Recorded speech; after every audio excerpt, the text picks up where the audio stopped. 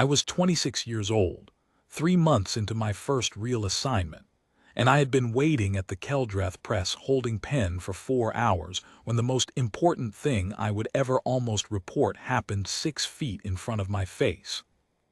I never filed the story. I want you to understand that before I tell you the rest. I had the notes. I had the time. I had a deadline that was, at that precise moment, 40 minutes away.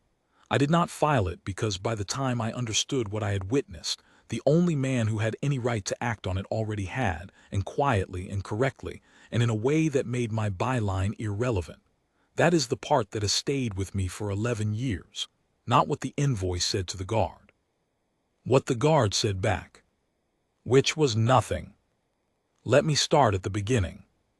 The Keldrath Autumn Trade Summit ran 3 days every other year, and for the press corps it was an exercise in managed tedium.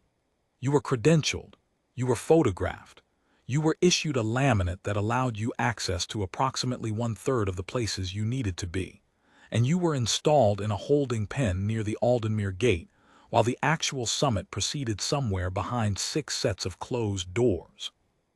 The pen itself was a roped section of the processional forecourt, maybe 20 meters of cobblestone, 3 photographers, 2 wire correspondents, and me, representing a mid-tier regional outlet that had sent me here largely because nobody senior wanted the assignment.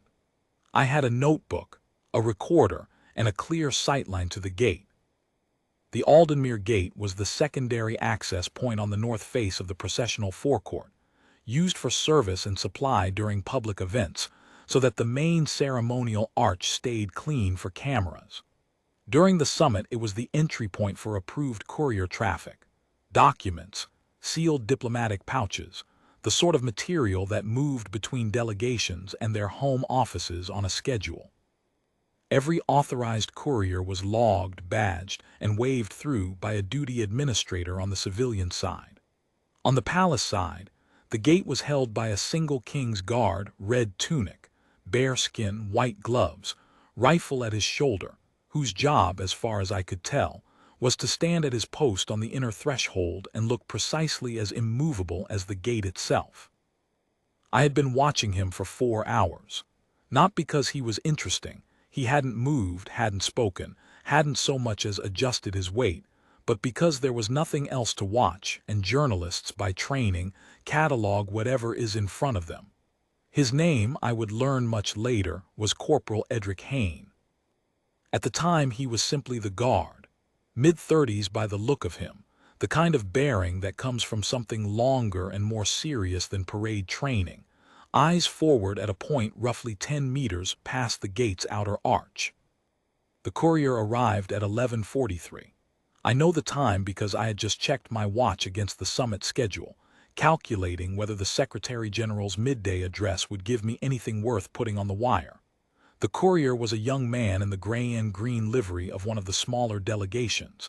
I did not catch the insignia clearly, pushing a flatbed trolley with a single sealed crate on it. The crate was approximately the size of a steamer trunk. It bore a Chancery Transit stamp on the top panel and a red priority seal on the latch. Standard procedure at the Aldenmere Gate was for the duty administrator to check credentials against the day's approved manifest, log the item, and signal the guard to stand aside for passage. The whole transaction was supposed to take under 2 minutes. It took 11, and it went wrong from the start. I could not hear the exchange between the courier and the administrator.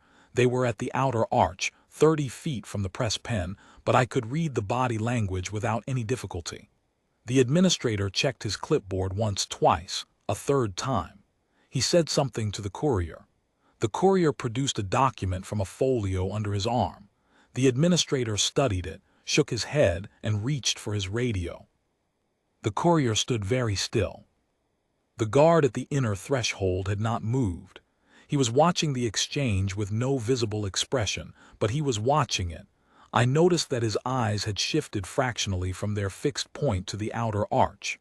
He was tracking it, filing it. The radio call lasted approximately 90 seconds. When it ended, the administrator turned back to the courier with a nod, made a mark on his clipboard, and waved the trolley through. The guard on the inner threshold stepped precisely one pace to the right, creating clearance, and the courier wheeled the crate across the inner threshold and into the receiving lane. The guard stepped back to his post. The courier completed the delivery, received by a palace facilities officer on the far side of the lane, and departed. Standard, unremarkable. I had already looked back at my notebook. Then the senior envoy walked in through the outer arch. I recognized him from the summit briefing materials, the head of a foreign trade delegation, a man in his late 50s, with the practiced ease of someone who had spent 4 decades in rooms where he outranked everyone present. He wore a charcoal morning coat with his delegation's pin on the lapel, and he walked with 2 aides at his heels and the confidence of a man who had planned this exactly. He did not stop at the administrator's desk. He showed a laminate and kept walking, straight across the receiving lane toward the inner threshold. Toward the guard. He stopped approximately 1 step inside the guard's post, close enough that a formal exchange was unmistakable, but not close enough to be physically confrontational. His aide stopped 2 paces behind him. The senior aide, I would later note, positioned himself at an angle that partially blocked the sight line from the press pen to the threshold. I am quite certain that was deliberate. What happened in the next 40 seconds I can reconstruct, because I was watching and because I have gone over it enough times to be confident in the sequence, though I could hear almost none of it. The envoy spoke to the guard. He spoke for approximately 15 seconds, unhurried, measured, a man accustomed to the weight of his own words. His mouth barely moved. He did not gesture. He did not lean in. He simply spoke, and when he finished, he waited. The guard said nothing. The envoy spoke again, shorter this time, 5 or 6 seconds. He half turned toward the aide, who produced a card of some kind and held it forward. I took it for a credential at the time. Later, thinking about it, I was less certain. The guard did not look at the card. The envoy spoke a 3rd time.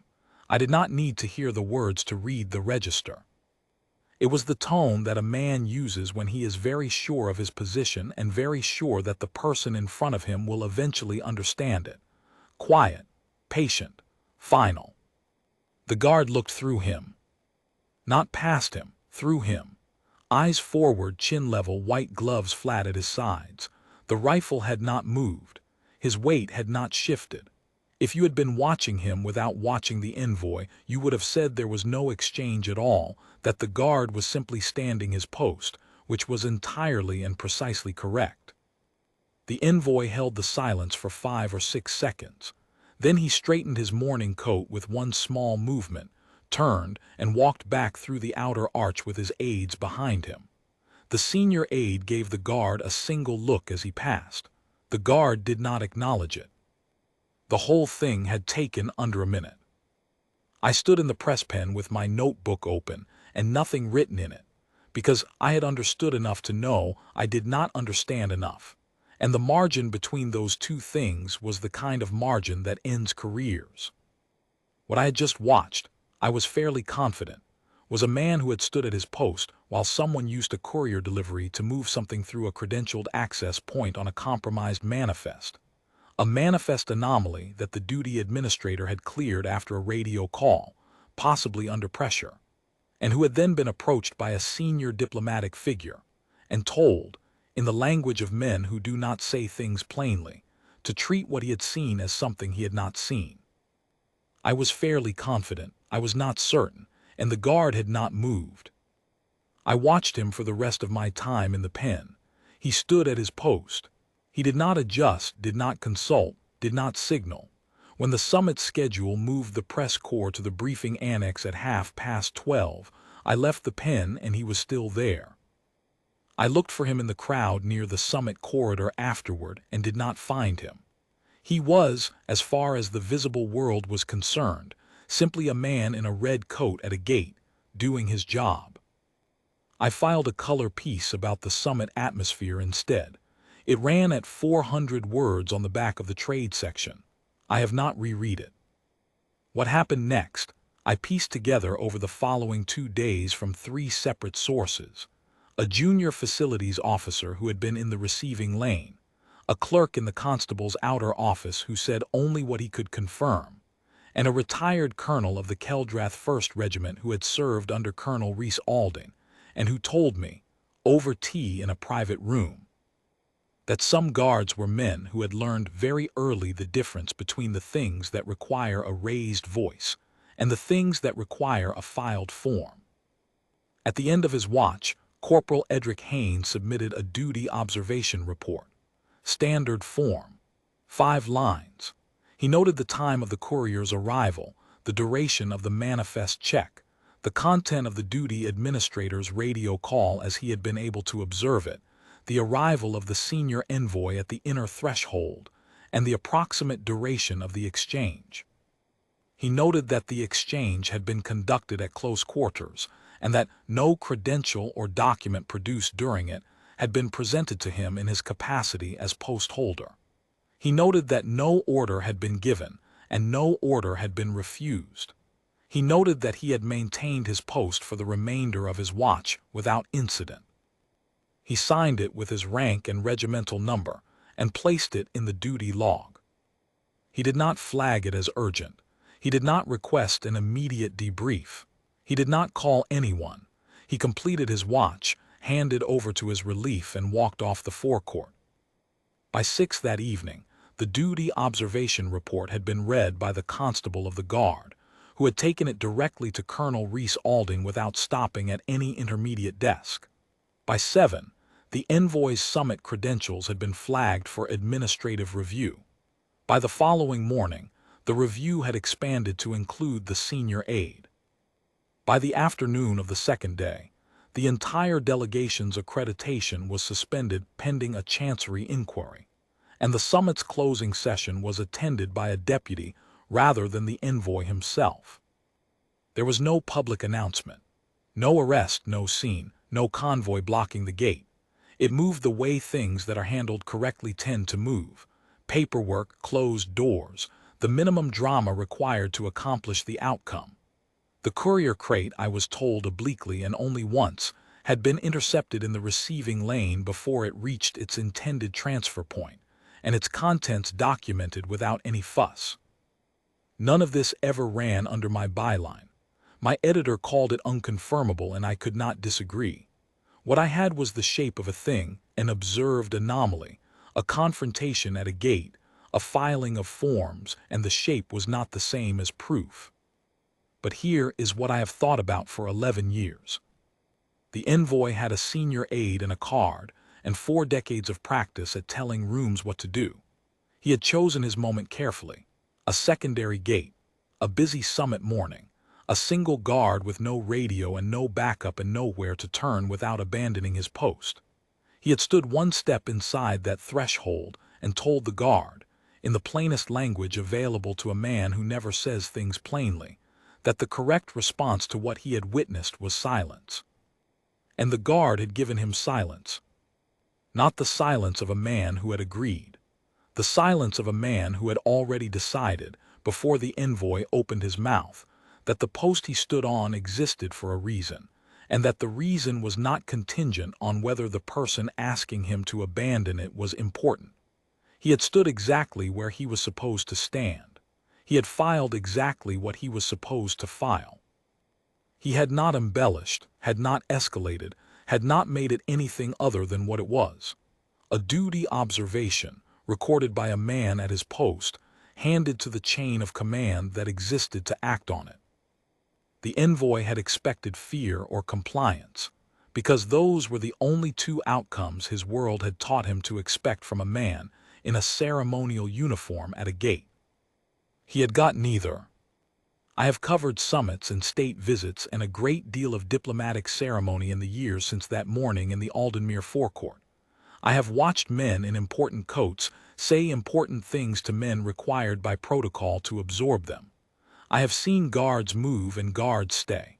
I have seen the whole theater of it, the provocation, the held composure, the consequence. I have never seen anyone stand the way Corporal Haynes stood that morning. Not stiff, not defiant, not performing anything at all, just present, completely, entirely present.